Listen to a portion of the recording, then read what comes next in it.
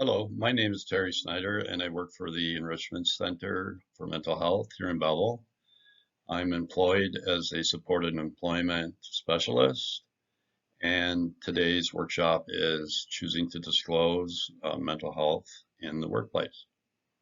So at this point, perhaps you'd like to pause and download the accompanying handouts.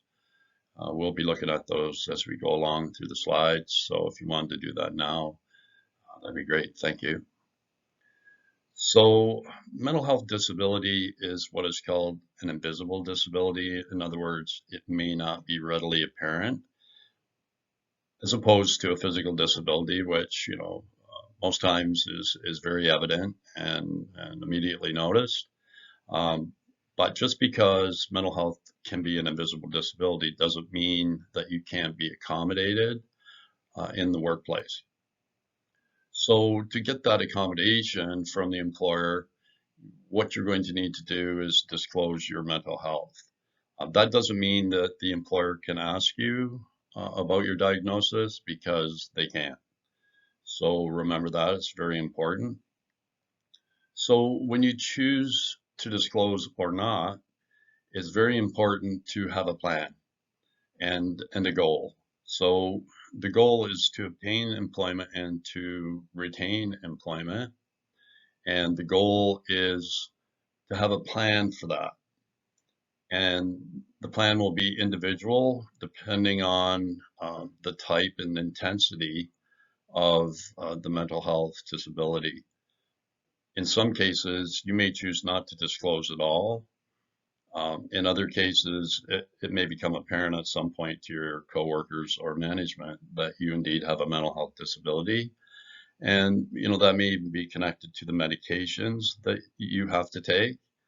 Um, so be clear on your goal, and that is to obtain the employment and to keep that employment, and be sure that you have the plan set out before you start. And that plan should begin with a thorough research of the employer. In other words, go online, find that employer on the internet, and try to ascertain what kind of culture they have there, what kind of environment you may be getting into with your employment, because that can definitely change your plan to disclose.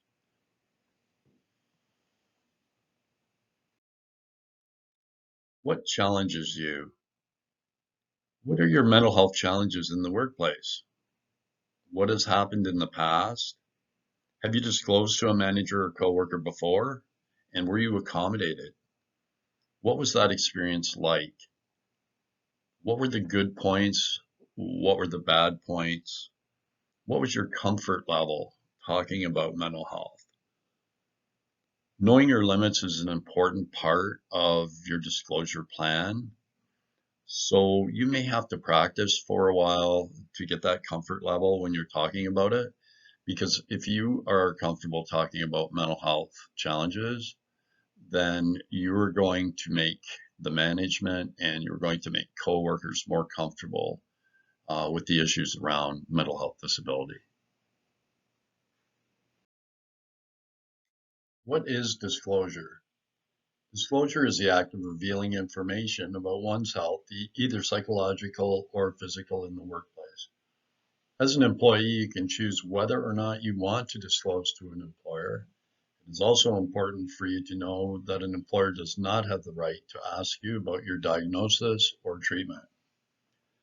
Try to remember, though, that to be accommodated in the workplace, you're going to have to disclose at some point.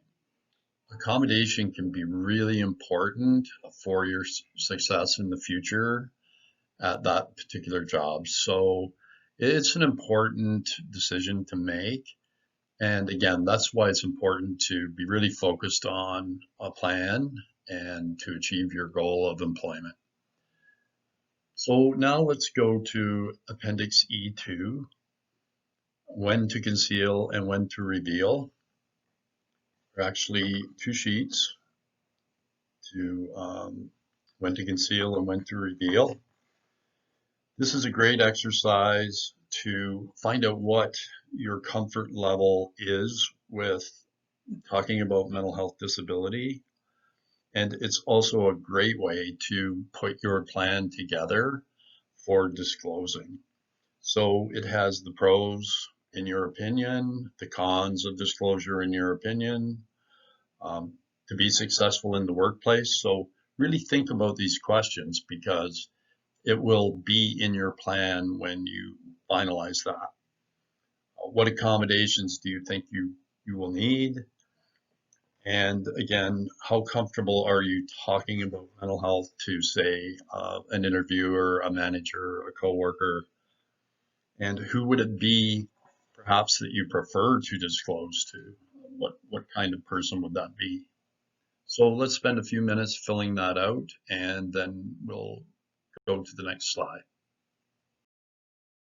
So I hope you enjoyed that exercise and keep those sheets for future reference. They can really help you with putting together a plan for disclosing in the workplace. Now, let's brainstorm a little bit and talk about what the benefits of disclosing would be, and you did some of that in the previous exercise. So one of the biggest benefits of disclosing at some point during the interview process or later is that you gain protection under human rights legislation. And that's hugely important because once you've disclosed that you have a mental health disability, then the employer is obligated under human rights legislation to accommodate you within reason.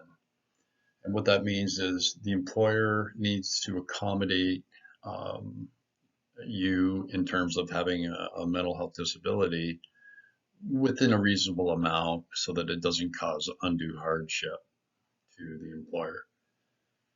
Um, Another one would be the ability to request accommodations specific to one's mental health needs.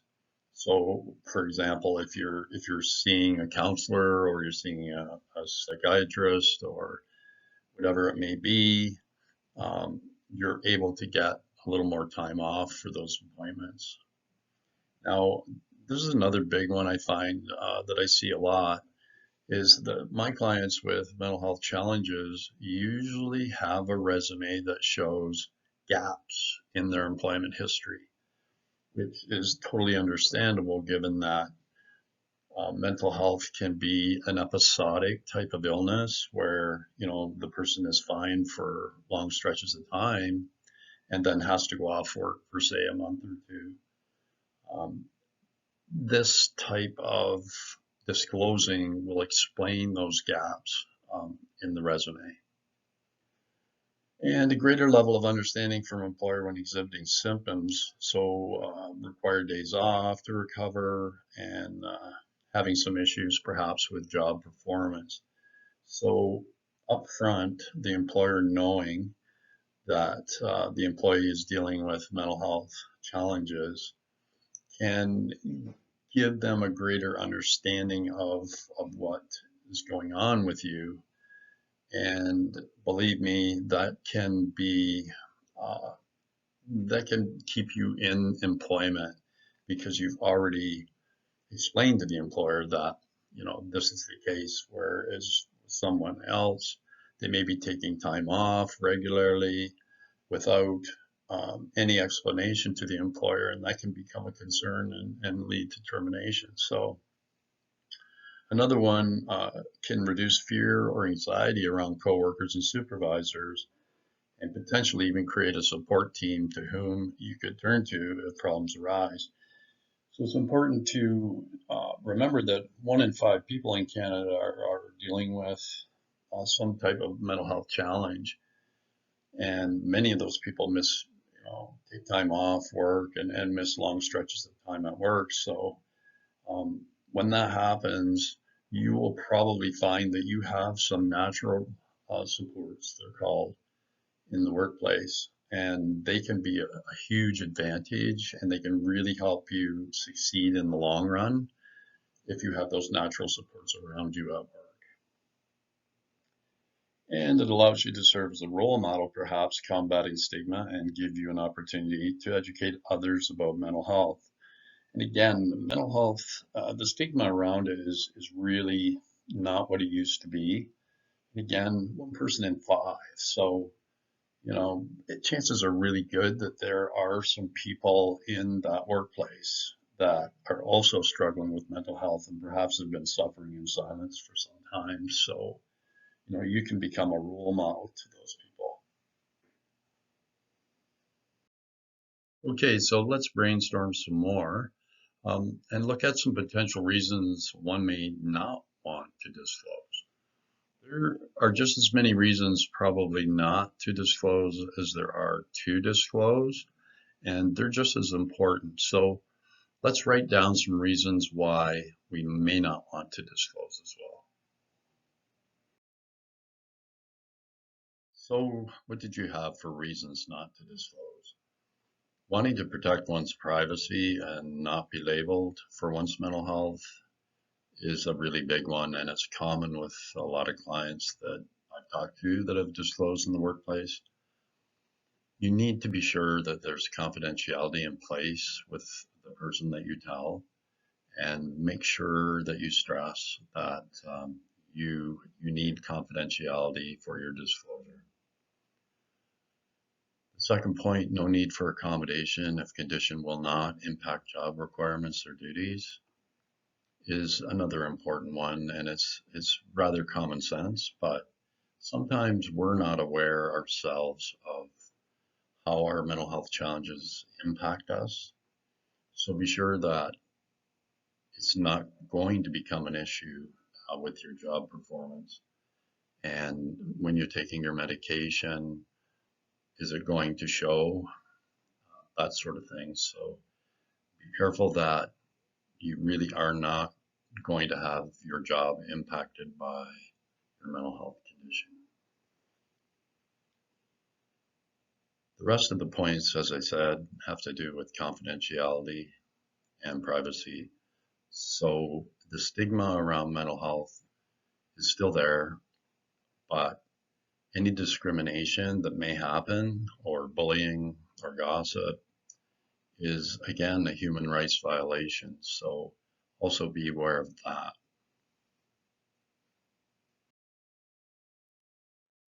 Things to consider when choosing to disclose or not to disclose to an employer. There are many things to consider beyond the general pros and cons. You should think. Would you find it stressful to hide your mental illness from your employer? Remember, this is going to be a long-term thing. So if you're going to stress yourself out trying to hide the fact you have a mental health challenge, then it may be worth considering a disclosure in the long run. Are there any accommodations that you would potentially need to support you in doing your job effectively and in managing your mental health in the workplace? The accommodations are basically the main reason for disclosing. So really consider carefully how you're going to be accommodated, what you're going to need for your mental health in the workplace.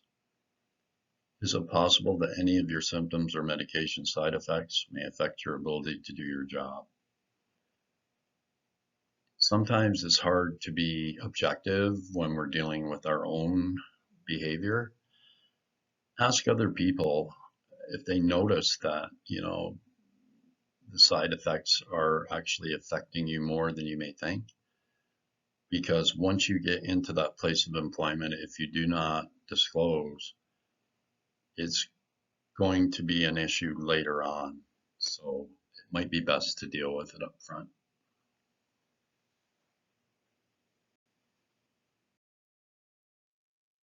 If you look at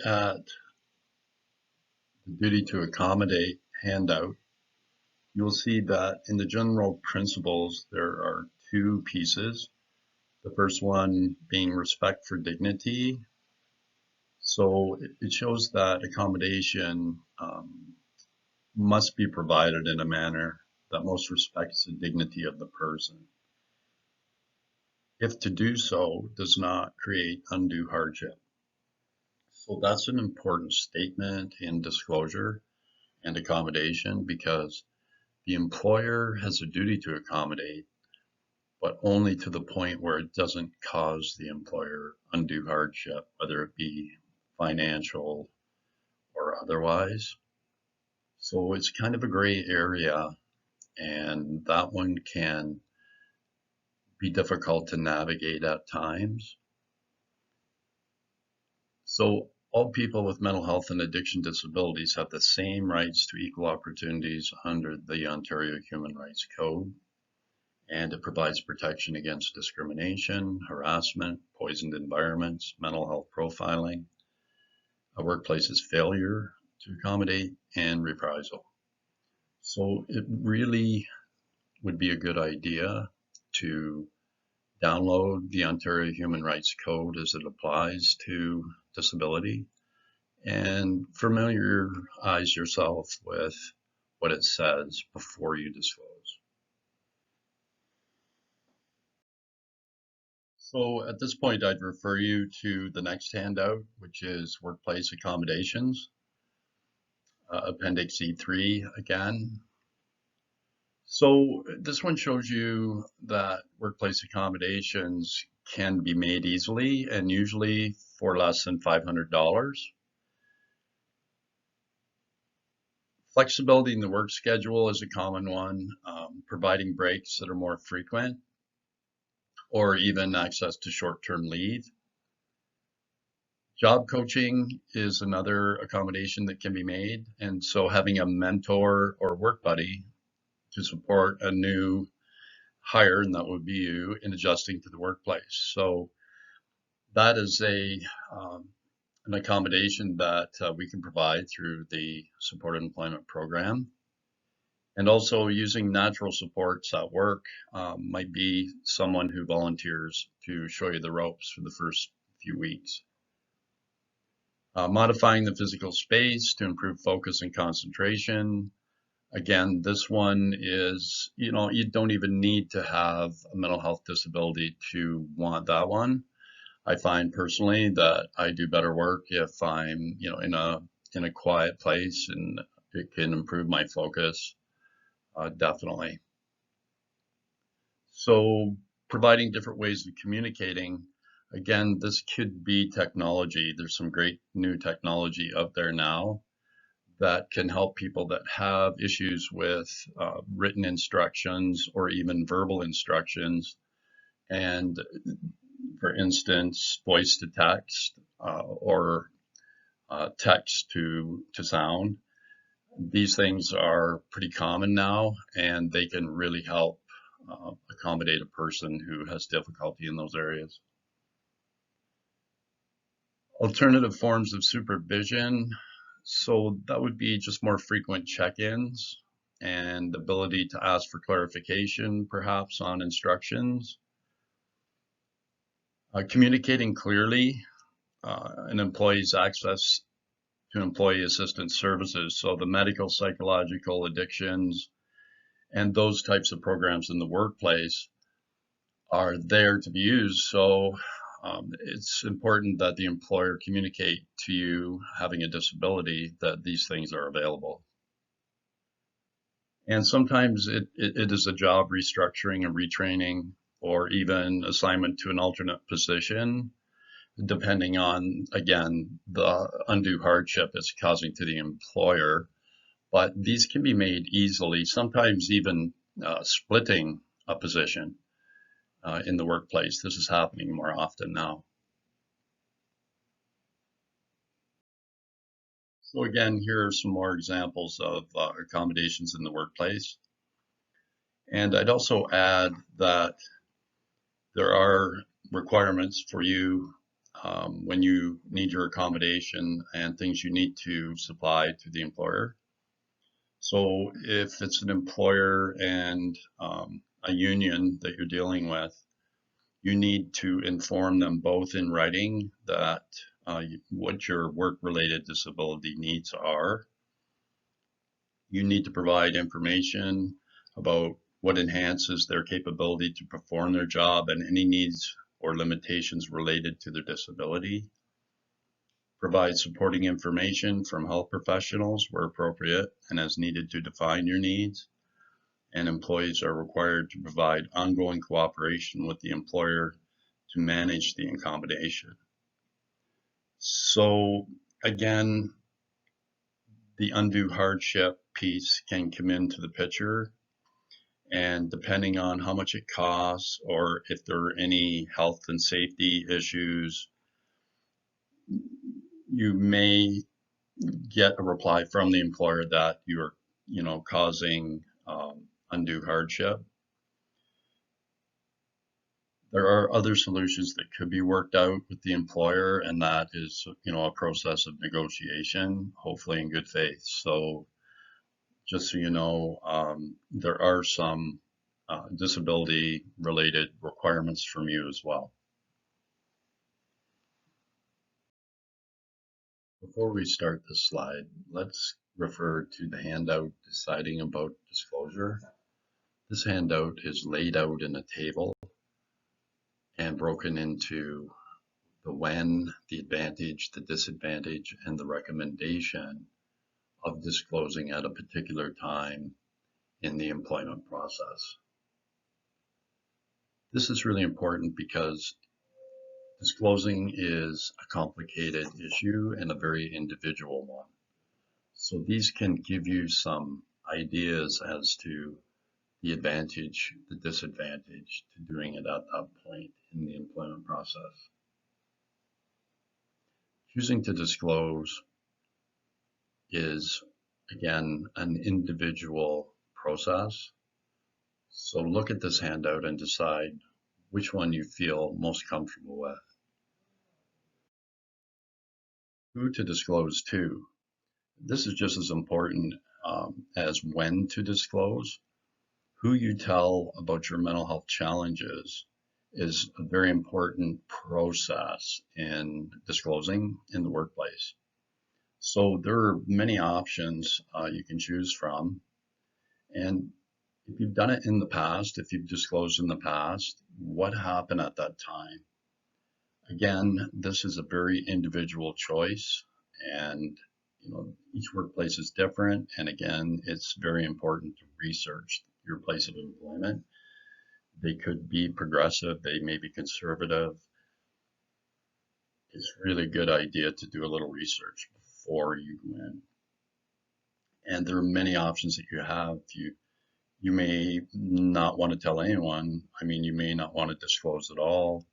And other people will feel very open about talking about their mental health and educating people. So that's great, at combating the stigma, but it all comes down to how comfortable you are talking about your mental health. When to disclose. At this point, I'd refer you to the handout called Deciding About Disclosure.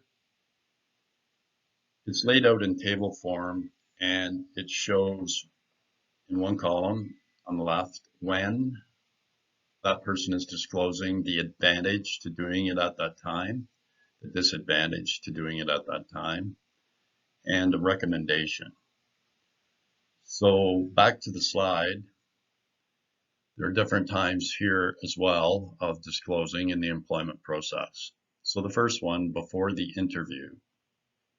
The pro to this time is that there's upfront honesty, and it's easy. I mean, nothing is at stake yet. So this is an easy time to do it. It lets the employer decide if your mental health condition is an issue before even offering an interview. The downside or the con is it may disqualify you as a candidate for the position with no opportunity for you to present yourself, your skills, and qualifications. And it leaves you open to some potential discrimination. Let's go to another time frame, and let's go to the bottom. Once having started the role, so you've already been hired, you've been doing the job, and that's the pro to this one. It gives you the chance to show your ability to do the job before disclosing.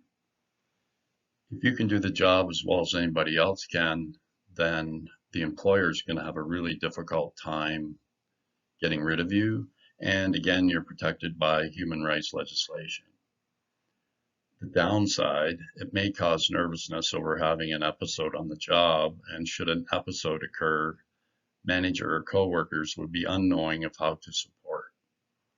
The employer may try to accuse you of omitting important information on your application if your condition, medication, or treatment could affect your job. So in other words, that time frame between when you've started the job and when you had this supposed episode would be a time when the employer is not aware of your condition. So that's definitely an issue as well. As you can see, there are pros and cons to disclosing at different times in the employment process. You just have to pick the one you're more comfortable with. So you've made the choice to disclose. Let's determine and practice what you want to say. Here's an example. I wanted to let you know that I struggle with anxiety in the workplace, especially in larger group situations. When I get anxious, I tend to shut down and have difficulty communicating with others. In the past, workplaces have accommodated this by giving me a buddy to support me with larger groups, or have assigned me tasks where I would most often work independently.